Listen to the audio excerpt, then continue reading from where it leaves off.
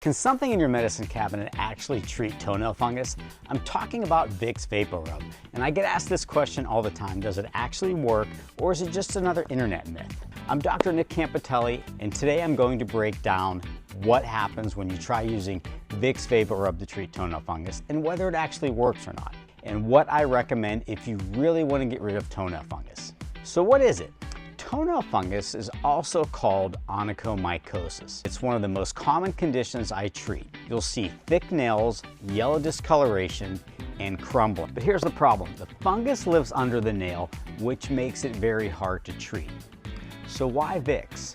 People use Vicks because it contains menthol, camphor, and eucalyptus oil. And these have mild antifungal properties. And there are even some studies showing that there is improvement. But here's the key. Improvement does not always mean cure. So here's the honest answer. It can help, but in very mild cases. It will not cure most moderate to severe infections because it doesn't penetrate deep enough under the nail. So what you might see is slight clearing and a better appearance of the nail, but the nail fungus is still there.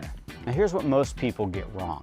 They use it for a few weeks and they don't see results, so they stop. Even if it does help, it takes months. Toenails grow very slowly, sometimes 9 to 12 months before a nail actually grows out. So what actually works? Well, if you really want to treat toenail fungus, what you have to do is debride the toenail, cleaning off the top thick layers and then applying topical medications that can penetrate.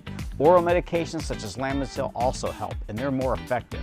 And sometimes laser treatment can help. The key is combination therapy. So should you use Vicks? If it's mild, I would recommend trying it if you want a cheap option. But if you're expecting a cure, it's probably not enough and you're going to need something topical or oral to take. If you're dealing with fungus and you actually want to fix it, make sure you get evaluated. If you have any questions or you want to learn more about any of the conditions I treat, drop it in the comments section below.